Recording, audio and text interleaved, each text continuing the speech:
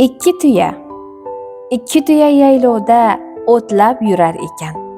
Ularning biri ikkinchisidan kattaroq yoshda ekan. Kichigi har doim kattasidan orqada qolar ekan.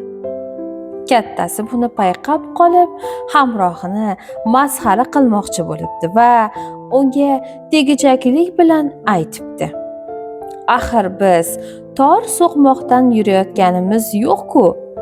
Yonma-yon yursang ham joy yetadi. Nega sen hadeb orqada qolyapsan?" debdi.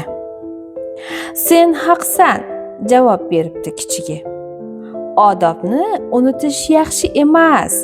Axir kattalarni doimo oldinga o'tkazish kerak", debdi. Qissadan hissa shuki, aziz bolajonlar, har doim o'zingizdan kattani hurmatda, o'zingizdan kichikni izzatda tuting. Hurmatli kitobxonlar, ushbu kitobni Do'stlik tuman axborot kutubxona markazidan topishingiz mumkin.